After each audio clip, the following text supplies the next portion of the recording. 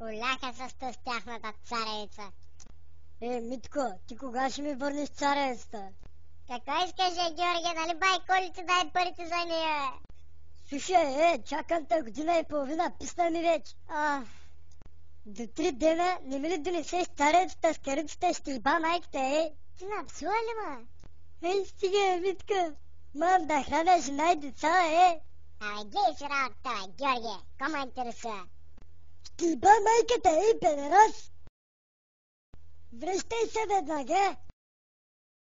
Гошо, ти остай царевицата ми, той имаше и домати да ти даде, и краставици, и зарзават. Ма ние нали при байто ще щяхме ходим, Георги? Не даваме с този педерас, до кога ще занимава с тази царевица? Половин година ги чакам. Георги, само не дей посяга на момчето, виж го колко човечете. Никой да го правя, да го иба в майната циганска, да го иба. Сега ще му иба, путката майна ще му иба.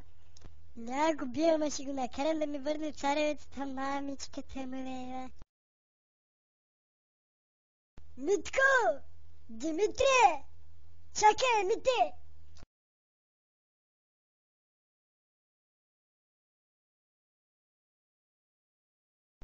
Слушай, Мите, извинай се, те идите напсувах, ама вися, аз ти дах цареца, а пък ти не ми даде пари.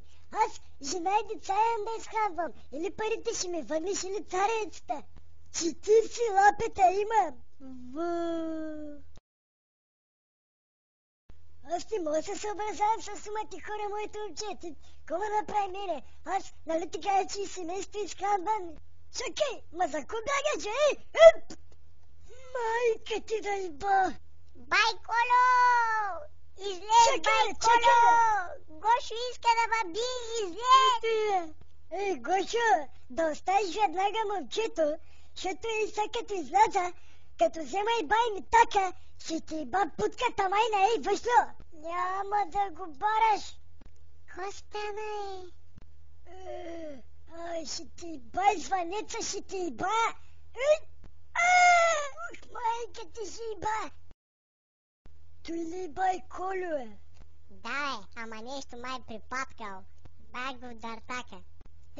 Тъмън сварих ракийката, ма пишмен останах. Ела ти почерпя. Най-хубавата карнобатска ракия, която сте пили някога. Ма за един път ракия. Майка ти бъжлек. Ко иска ти имам и винци? Не. Не го че, ако искаш тогава с моята черпя едно мизио. Знаеш кой е хубаво? Ако искаш, кусе, искаш?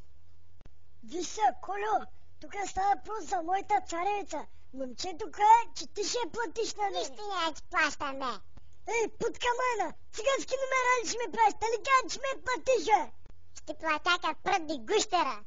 Майка ти ще бой, селянин, искам да те бия, Ако извикам батко си, знаеш какво ще стане? Ари, извикай го, кой ще ми направи, Ще фани с майка ти и ще бей двамата. За майка ми само няма говориш, майка ти ще иба, педарасча мръсно. Пенсионер, какъв ти е проблема на тебе? Не бай, Георгия, пак си пиян да мама стара.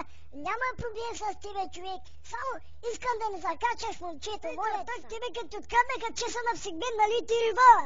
Откраднаха го, ама тебе какво те интересува за моя чесън, бе, тапак? Не ме интересува. Аз мога и сам да се оправя, ама не ме карай сега да викам бай Тошо. Тошо! Мотни ще стане проблем, бе. Вчера от зимницата правихме брашно. Вижте кой ще стане сега, като го фърля в огъня. Глей се! Джуф! На ти нещо мой да опече цяло агни, бе! Гошо, айде да отидем до стамат да вземем агни, бе! Идей ти я агни, аз имам кокошки, бе! Коло, виждам хуй в огъня! Къв кой ти каруца? Сетих се за царевицата. Спокойно, медак, виж го кия човек, бе, да му върнеш царевицата. Хубаво. Вътре 2 врабчета май са и бъд, бе. Тогава ако искаш ще набия над чекия, бе.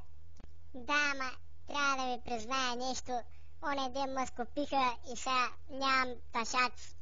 Ти ко нямаш ташаци, как се направиш чекията? Никак. се разплача. Спокойно, моето момче. Онен ден скупихме коча и май запазах младете. Ще отида да ги взема. И сега на всичкото отгоре този дъртя ще ми сложи маде на коч. И как стане сега с работа? Гошо, иди при него малко, е.